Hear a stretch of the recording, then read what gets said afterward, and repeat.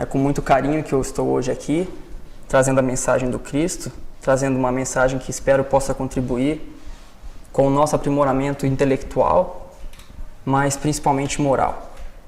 Espero que a partir dessa noite possamos ter um incentivo a mais de buscar sentir um pouco mais os ensinamentos do Cristo, para que possamos tornar as nossas vidas um pouco mais iluminadas. Por 10 anos, eu tive a oportunidade de morar em Roma, na Itália. E, ao contrário de que muitas pessoas pensam, a Itália é um país com um grande número de ateus. No meu caso particular, foram muito mais os ateus que eu conheci entre os meus colegas e meus amigos que os cristãos. Sinceramente, foram mais os muçulmanos que eu conheci do que os católicos. Isso foi algo que me surpreendeu. Sendo a Itália o país que hospeda o Vaticano, a sede da Igreja Católica, eu esperava sinceramente encontrar um país com um grande número de católicos entre meus colegas mais próximos, principalmente na cidade de Roma. E com alguns colegas com quem eu me tornei mais afim, eu tive a oportunidade de questioná-los e de perguntar o porquê dessa não crença, o porquê deles não acreditarem em Deus, o que os levava a não ter nenhuma fé, o que os levava a não acreditar, por exemplo, na vida após a morte. Basicamente, eu obtive duas respostas. A primeira, eu não acredito em nada que não possa ser provado pela ciência. Nada que não se delimite nos meus 5 sentidos. Nada que eu não possa ver, não possa ouvir, não possa sentir. Então, basicamente, nada que seja fora dos 5 sentidos é algo merecedor de crença. A segunda resposta é muito mais interessante, segundo o meu ponto de vista, que levará ao nosso tema de hoje. Eu não acredito em Deus, porque se Deus existisse, Ele não permitiria a dor de seus filhos. Se Deus existisse, por que hoje vemos guerras, calamidades, sofrimento? Se Deus existisse, por que Ele permite o sofrimento de seus filhos? Se Deus existe, por que há desigualdade social? O que faz que uma criança nasça na África, nas condições de miséria que nós conhecemos muito bem, expostas a várias doenças, enquanto outras crianças nascem na Califórnia, ricas, com saúde, prósperas? Qual é a justiça disso? Nenhuma religião trouxe uma explicação objetiva a essa pergunta. Inclusive, existe um grande cientista que disse que a religião não explica a dor. Então, quais foram as tentativas de explicar das religiões, de várias religiões? Você está sofrendo, você está passando por isso, porque no final você será recompensado. Mas aí também não é uma explicação que conforta, porque leva a pensar, se eu estou sofrendo mais que ele ou mais que ela, para chegar no mesmo lugar, onde é que está a justiça de Deus? Onde é que está a justiça no fato de uma criança nascer sem uma perna, na cadeira de rodas, outra criança nascer livre brincando por aí, para que as duas cheguem ao mesmo lugar, o paraíso? O preço dele é maior que o meu. Então, qual é a justiça disso? Então, de fato, nenhuma religião consegue explicar de forma objetiva as causas das aflições. Só que em 1857 foi deliberada a vinda do Consolador prometido. A doutrina que nos traria respostas, explicações claras, objetivas, racionais e lógicas. Em 1857 foi deliberada a vinda do Espiritismo, nossa amada doutrina, o nosso Consolador.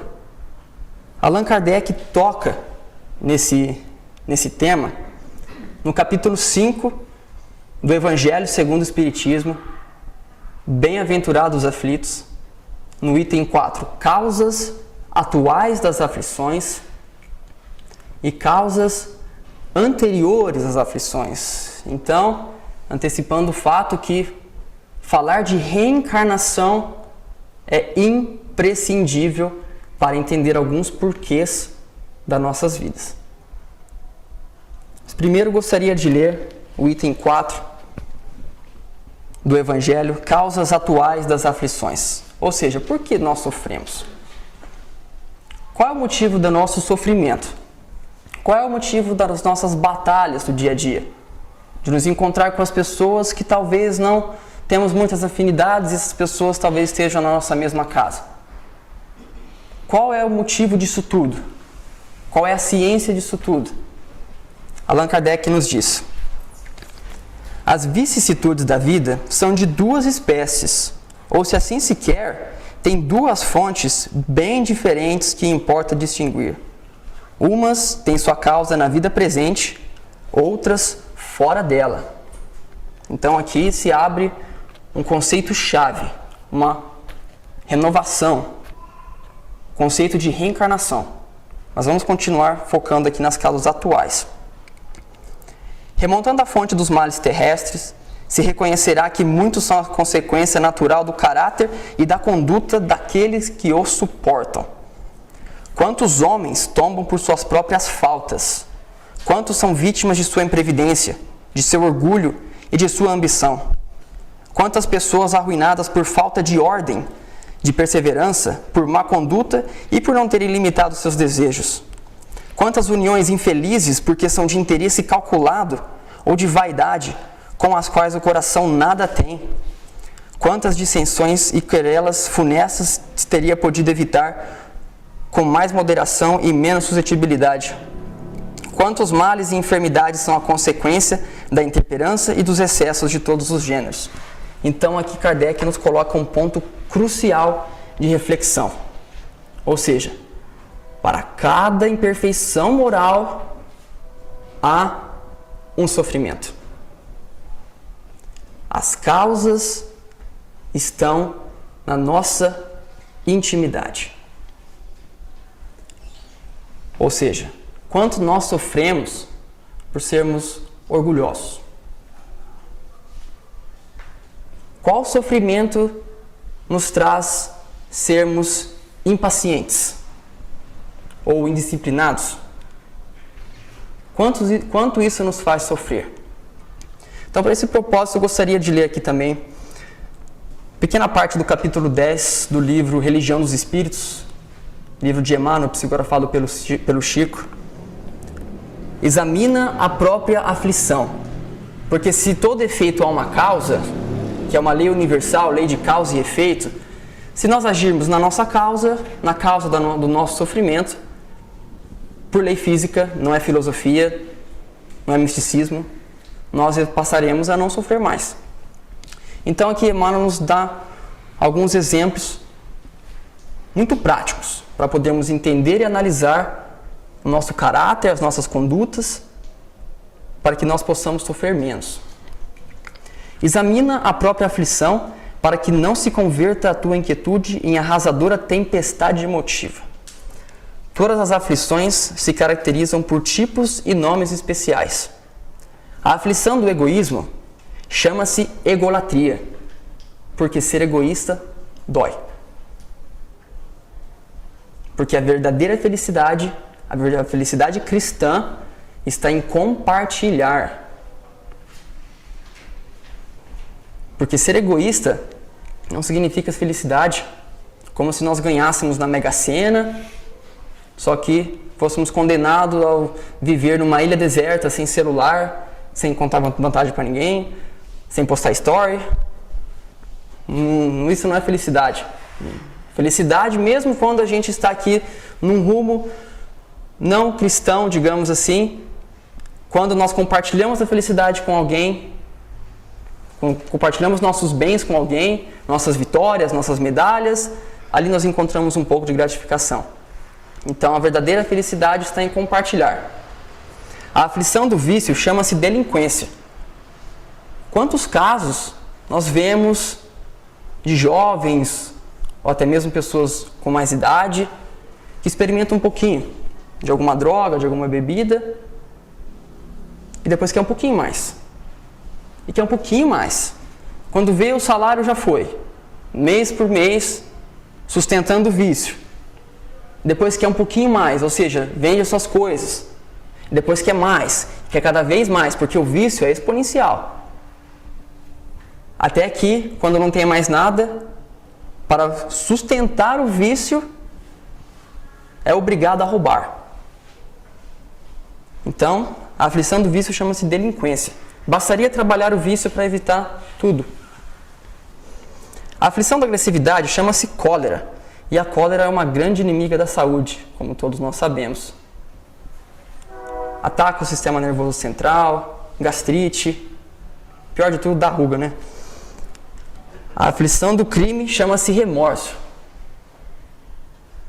Ou seja, nós podemos escapar das leis terrestres, mas nunca da lei da consciência. Então, quando nós agimos contrariamente à lei de Deus, a nossa consciência apita. E é aí que chega o remorso. A aflição do fanatismo chama-se intolerância. A aflição da fuga chama-se covardia. A aflição da inveja chama-se despeito. A aflição da levianidade chama-se insensatez. A aflição da indisciplina chama-se desordem. E aqui eu gostaria de trazer um exemplo. Quanto nos faz sofrer ser indisciplinados? Talvez temos que chegar no trabalho às 7 da manhã, 8 da manhã, e acordamos 5 minutos antes. Um caos, uma desordem absoluta. Não sabemos onde colocamos a chave do carro, carteira, celular. 5 minutos para o trabalho, acorda, escova o dente quando toma um café, vai procurar a chave e não encontra. Onde está meu celular? Não sei. Já é 7 horas, tem que sair. Já sai naquele caos, só que esqueceu o trabalho em Rio Preto, trânsito. 7 horas já bateu, reclama no carro, meu Deus, é impossível viver aqui porque tem trânsito. Quando na verdade esse sofrimento pode ser evitado acordando uma horinha antes. Porque senão nós chegamos no trabalho, nervosos, estressados. Bom dia, só se for o seu.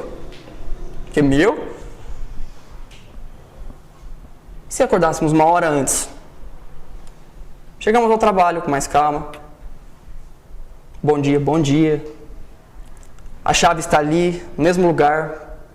Porque quem segue a lei do Cristo, coloca a chave no mesmo lugar. Disciplina é uma lei cristã. Sabe onde colocou a carteira. Sabe que tem que acordar mais cedo. Tem tempo de fazer uma prece. Se conectar com os mentores. Tem tempo de fazer uma meditação, um exercício físico. Tomar um belo de um café, tomar um banho, sai de casa tranquilo, chega no trabalho, o trabalho vai bem, e tudo é uma consequência. Porque às vezes o simples ato de acordar 10 minutos para sair, nos leva a criar uma bola de neve do nosso dia, chegar no final do dia, tudo deu errado, porque o primeiro passo foi dado errado. Então, nos custa muito serem disciplinados. A aflição da brutalidade chama-se violência. A aflição da preguiça chama-se rebeldia. A aflição da vaidade chama-se loucura. A aflição do relaxamento chama-se evasiva. A aflição da indiferença chama-se desânimo. A aflição da inutilidade chama-se queixa. E aqui é outro exemplo muito prático. Porque quanto mais uma pessoa faz, menos ela reclama. Porque quem faz não tem tempo para reclamar. E quem trabalha, segundo a Joana de Ângeles, o trabalho é a felicidade. Então, quem menos faz, mais há tempo de queixar-se. E quem mais faz, pelo contrário, menos tempo. Então, vive uma vida mais serena. A aflição do ciúme chama-se desespero. E essa é uma bela de um exemplo que nós vemos no dia a dia. É um belo de um exemplo. Quantos suicídios nós vemos por causa de ciúmes amorosos? Quantos relacionamentos jogados fora por ciúmes? O simples fato de levar ao suicídio é um alerta muito grande. Ciúmes amorosos, algo para se trabalhar. Porque o ciúmes, ele é o maior inimigo de qualquer relacionamento. Torna a nossa vida um verdadeiro inferno. Então, o ciúmes é algo a ser trabalhado imediatamente, porque pode levar a péssimos resultados.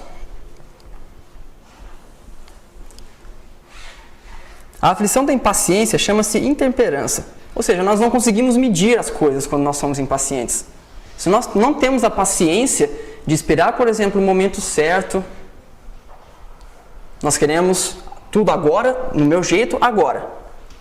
Às vezes nós damos o passo errado e o nosso objetivo, aquilo que nós queremos realizar, afasta um pouquinho mais, por intemperança. Não saber medir as nossas ações, nossas palavras. Então, impaciência também pode ser um grande inimigo do nosso dia a dia. A aflição da sovinice chama-se miséria. Sovinice, assim, em termos mais básicos, é ser pão duro, né? Quanto menos a pessoa compartilha, mais a pessoa vive na miséria. É uma lei universal. Pode ser um tema de uma outra palestra, mas quanto mais a pessoa resiste ao compartilhar, fazer outras pessoas bem, mais a pessoa tem miséria, mais a pessoa vive na miséria. Porque não se pode ganhar de Deus em termos de generosidade.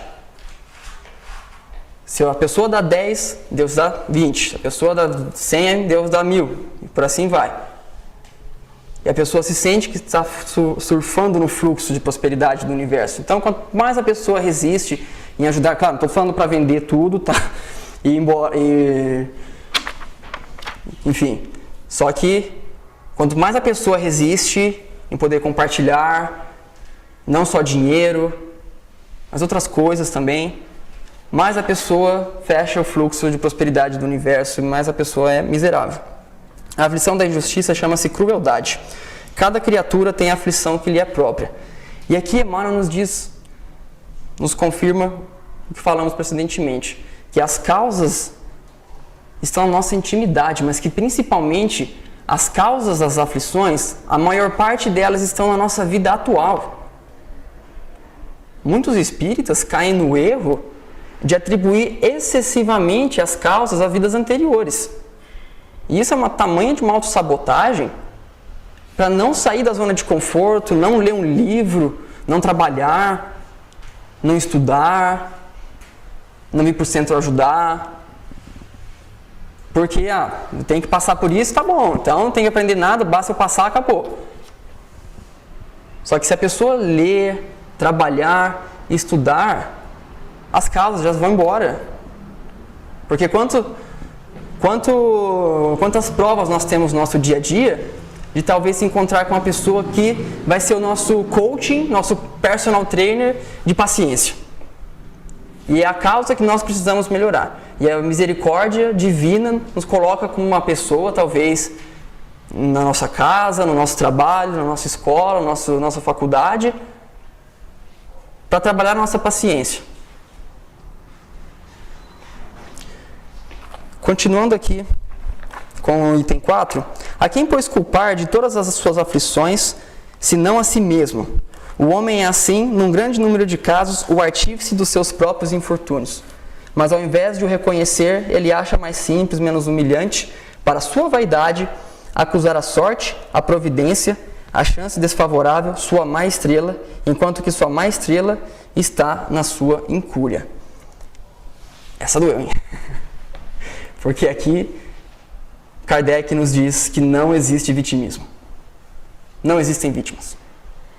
Se nós estamos sofrendo hoje, a culpa é nossa. Basicamente isso. Não existe vitimismo. Ninguém é vítima da sociedade, ninguém é vítima do chefe, ninguém é vítima de nada. Se nós estamos passando por uma determinada situação, evidentemente nós temos que passar por determinada situação. Se queremos melhorar determinada situação, temos que agir na causa. Ou seja, as nossas imperfeições morais. Os males dessa natureza formam seguramente um notável contingente nas vicissitudes da vida. O homem os evitará quando trabalhar para seu aprimoramento moral, tanto quanto para o seu aprimoramento intelectual. E aqui que o Kardec define que o Espiritismo nos propõe um grande renovamento moral, uma grande reforma íntima. Não simplesmente estudar o Espiritismo, saber de decor o número das perguntas do Livro dos Espíritos, saber tudo do Evangelho, se não incorporar os ensinamentos do Cristo, não vai dar certo. Porque o intelecto, a inteligência, é uma placa no deserto. Simplesmente. Se a pessoa que está no deserto, o peregrino que estiver no deserto, simplesmente seguir a placa, ele morre de sede. Porque sem a moral, sem a reforma moral, não vai ter o poço de água esperando por ele. Então é muito importante trabalhar ambos. Porque o Espiritismo veio até nós não para formar palestrantes, mas para formar cristãos. Pessoas que vivem de acordo com os ensinamentos do Cristo. Então, podemos ver que grande parte das nossas aflições se encontram na vida atual. E para melhorá-las, mais uma vez, eu repito, temos que incorporar os ensinamentos do Cristo. Bastaria filhinhos, amai-vos. Bastaria esse ensinamento. Mas o ser humano por si ele é muito complexo. Então precisa de páginas e páginas e páginas e páginas. Porque bastaria colocar em prática o fato de amar um ao outro, amar o irmão, amar a Deus acima de tudo, que tudo estaria resolvido como um passe de mágica. Não é filosofia, não é misticismo. A física quântica comprova isso. Quem estiver interessado em estudar física e mecânica quântica, existe uma prova científica de que o amor é a escolha. Tudo que é feito no universo é colapsado por uma consciência universal, nosso Criador, na base do amor. Então, amor não é um simples conceito filosófico, romântico. Amor é a causa primária. Através do amor se cura tudo, se constrói tudo, se colapsam galáxias, universos, planetas. Então, bastaria um ensinamento. Amai-vos. Continuando aqui com Kardec, se as causas não estão na nossa vida atual, se nós não encontrarmos de verdade os porquês de alguns sofrimentos na nossa vida atual, como um revés financeiro ou uma desencarnação de um filho prematuramente, veremos os exemplos agora, é porque as causas estão nas vidas anteriores. E é imprescindível explicar o conceito da reencarnação para entender alguns porquês da nossa vida. Porque sem a mesma seria tudo muito cego, tudo muito injusto. Que nem eu disse no começo da palestra. Como nós explicamos as diferenças sociais? Como explicar a criança que nasce na cadeira de rodas e a outra que sai brincando por aí? Vamos analisar isso agora. No item 6, causas anteriores às aflições. Mas se há males dos quais o homem é a causa primeira nesta vida, há outros, pelo menos na aparência, que lhe são completamente estranhos e que parecem atingi-lo como por fatalidade. Tal é, por exemplo, a perda de seres queridos e de arrimos de família. Tais são ainda os acidentes que nenhuma providência poderia impedir, os reveses de fortuna que frustram todas as medidas de prudência, os flagelos naturais e as enfermidades de nascimento, sobretudo aquelas que tiram aos infelizes os meios de ganhar sua vida pelo trabalho, como as deformidades, a idiotia, o cretinismo e etc. Kardec continua. Que dizer, enfim, dessas crianças que morrem em tenridade e não conheceram da vida senão o sofrimento, problemas que nenhuma filosofia pôde ainda resolver, anomalias que nenhuma religião pôde justificar e que seriam a negação da bondade, da justiça e da providência de Deus, na hipótese de ser a alma criada ao mesmo tempo que o corpo, e sua sorte estar irrevogavelmente fixada após uma estrada de alguns instantes na terra.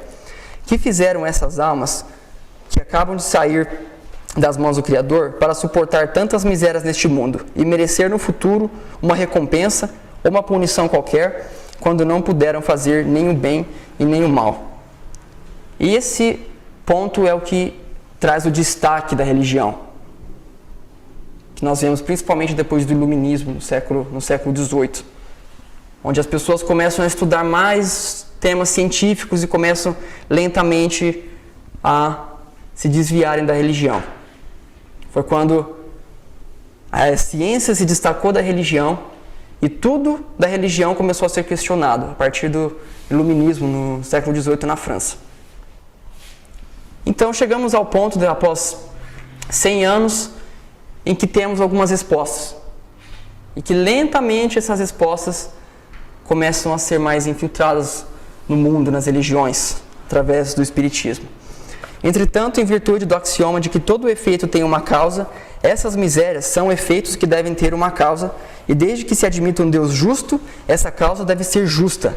Ora, a causa precedendo sempre o efeito, uma vez que não está na vida atual, deve ser anterior a ela, quer dizer, pertencer a uma existência precedente. Por outro lado, Deus, não podendo punir pelo bem que se fez, nem pelo mal que não se fez, se somos punidos é porque fizemos o mal. Se não fizemos o mal nesta vida, o fizemos numa outra. É uma alternativa da qual é impossível escapar ou na qual a lógica diz de que lado está a justiça de Deus. Isso nos leva a afirmar: existe castigo divino? Não existe castigo divino. Não existe punição. Aqui é uma passagem. A Terra é uma passagem, é uma grande escola que nos oferece a oportunidade de melhorarmos, de trabalhar nas causas, de trabalhar nas nossas imperfeições. E o pior é que nós pedimos muitas coisas que passamos, né, mas esquecemos. Então, às vezes, a gente pensa em querer renegociar algumas dívidas, para ver se pode evitar um pouquinho de sofrimento, mas tudo aquilo que nós estamos passando hoje, a maioria das nossas grandes provas, foram pedidas por nós. Os sofrimentos por causas anteriores são frequentemente como os das faltas atuais. A consequência natural da falta cometida, quer dizer, por uma justiça distributiva rigorosa, o homem suporta o que fez os outros suportarem. Se for duro e desumano, ele poderá ser, a seu turno, tratado duramente e com desumanidade. Se foi orgulhoso, poderá nascer em uma condição humilhante. Se foi avarento, egoísta, ou se fez mau uso da sua fortuna, poderá ser privado do necessário. Se foi mau filho, poderá sofrer com os próprios filhos, etc. Então, mais uma vez, não é castigo, é uma oportunidade gigantesca de estarmos hoje aqui, presentes, com os pés nesse planeta, tendo a oportunidade de nos melhorarmos. Porque a fila, para quem lê romances espíritas, vê vários filmes, etc., a fila e a logística para reencarnar é grande e demorada. Todo mundo já viu o filme do Nosso Lar? Lembram? O que é o planejamento de uma encarnação? Do livro, no filme? Quanto que demora, organizando? Todo aquele planejamento detalhado tem que ser mandado para o ministro tem que carimbar, tem que aprovar, tem que entrar na fila, tem que esperar. Então o processo é longo. Para termos hoje, aqui, neste momento, uma oportunidade gigantesca de trabalhar nas causas. Porque, evidentemente, se estamos aqui encarnados na Terra para evoluir, é porque aqui é o lugar. Por que nós nascemos? Por que encarnamos? Por que esquecemos? Porque se não fosse desse jeito, nessa ordem divina, nessa ordem perfeita, nós poderíamos progredir no mundo espiritual. Mas evidentemente nós estamos aqui por alguma razão. Ou seja, nos melhorar, aumentar a nossa vibração cada vez mais. Porque o planeta, no momento, ele recebe muito influxo energético. Eu vi numa palestra, não trago dados oficiais, que a vibração planetária aumenta de 100 mil vezes por ano. Ou seja, como se fosse um canal de rádio ou televisão. A vibração do planeta está entre aqui e aqui. Quem estiver entre aqui e aqui fica no planeta. As pessoas que não se encaixarem nas vibrações planetárias terão oportunidade de se melhorar através da misericórdia divina em outros planetas. Isso está acontecendo ano após ano, ano após ano. Porque o planeta está lentamente se transformando em um planeta de regeneração, assim como foi preanunciado pelo Chico. Então, Chico anunciou essa grande mudança em 2019, que foi aparente. O planeta está em grande evolução, o planeta está numa mudança para o bem, porque muito amor está sendo envolvido nessa mudança toda. Eu sei que os jornais, as mídias, sempre vão dar um maior enfoque nas partes mais ruins de saber, mas é uma mudança que envolve muito amor. E essa mudança planetária nos convida também a mudar, principalmente nesse momento que temos a oportunidade de estar em casa, quem teve a oportunidade de ficar em casa nesse período, temos um pouco mais de tempo, porque muitas coisas maravilhosas estão acontecendo nesse momento. Pessoas que estão tendo mais tempo de ficar com os filhos, pessoas que estão tendo a oportunidade de quitar, de melhorar com a pessoa que está dentro de casa, que talvez tenha alguns atritos. Muitas oportunidades estão sendo dadas nesse momento. Então isso é uma questão de ponto de vista também. Podemos ver essa pandemia, toda essa situação, como algo ruim e por isso sofrer. Ou podemos simplesmente confiar na providência divina, porque existe uma inteligência superior que cuida disso tudo, e deixar com que isso aconteça de forma mais natural, mais suave. Podemos aproveitar essa oportunidade, que talvez estamos afastados dos nossos trabalhos, dos nossos estudos, para trabalhar alguma outra coisa, nos melhorar. Talvez aproveitar um pouco mais de tempo com a família. É uma grande oportunidade. Os sofrimentos por causas anteriores são frequentemente, como por dizer as faltas atuais, a consequência natural da falta cometida. Então, mais uma vez, as causas estão nas nossas imperfeições. Porque se nós estamos sofrendo por um determinado motivo hoje, e não explicamos os porquês dessa encarnação, esses porquês se encontram em encarnações anteriores. Então viemos aqui com a oportunidade de resgatá-las. Rendamos graças a Deus que na sua bondade concede ao homem a faculdade da reparação e não o condena irrevogavelmente pela primeira falta. Então é uma oportunidade de ouro. É uma oportunidade maravilhosa estarmos presentes. E para nos transformar, às vezes nós precisamos passar por aflições. Às vezes as aflições que nós pedimos, nós estamos nos preparando há 2000 anos. E agora estamos prontos para encará-las, para enfrentá-las.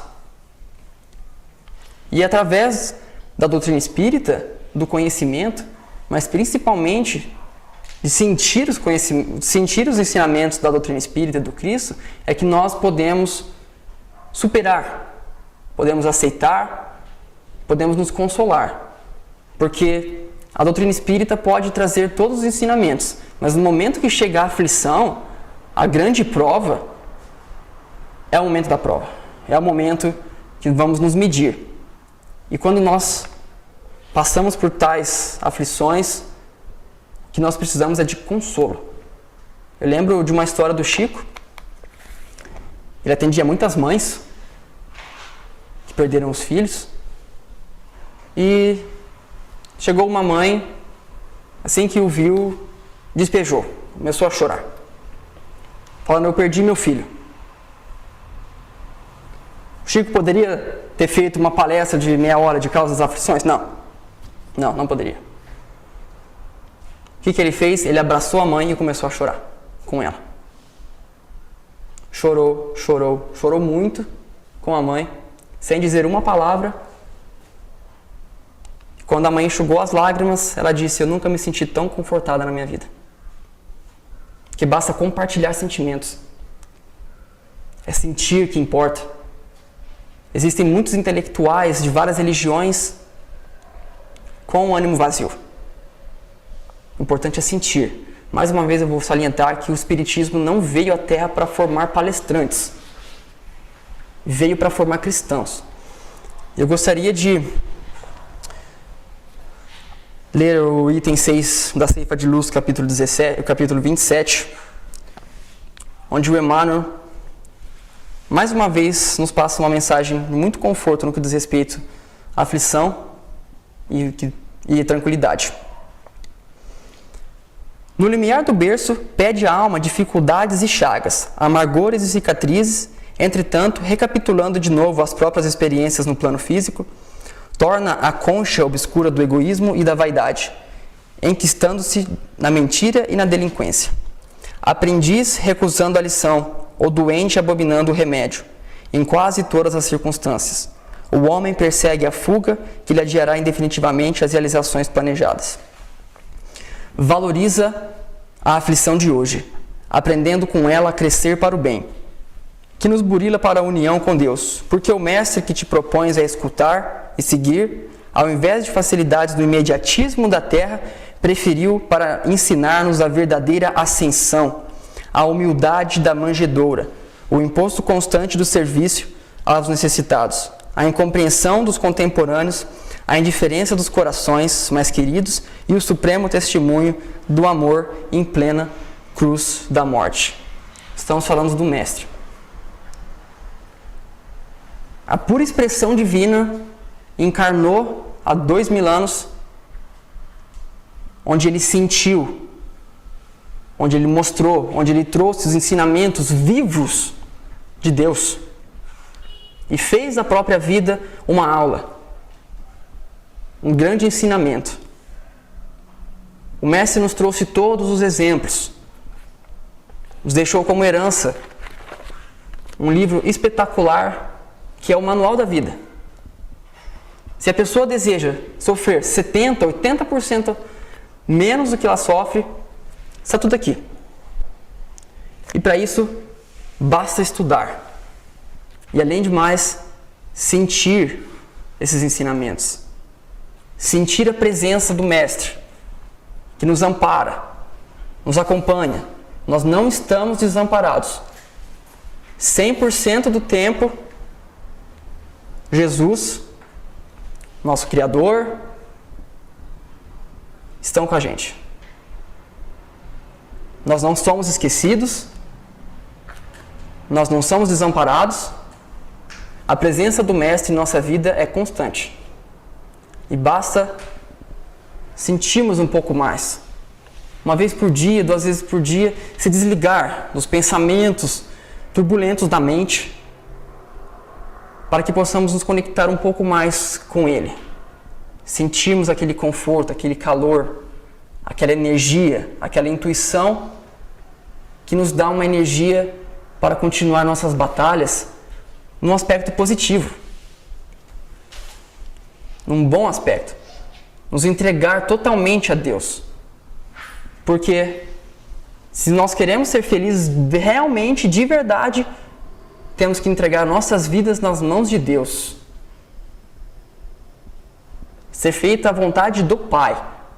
Assim como eu disse que bastaria amai-vos uns aos outros, se aplicássemos também, seja feita a vossa vontade, a vida seria muito, muito mais simples.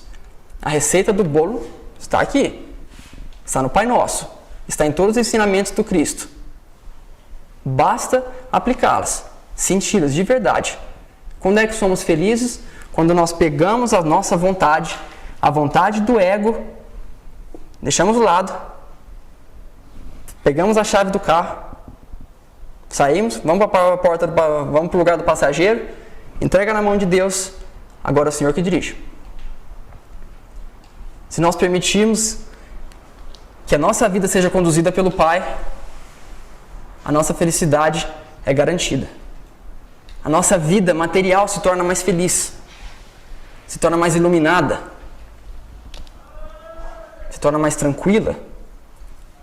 Pode se passar um oceano de aflições, de provas, que nós estaremos totalmente nas mãos de Deus.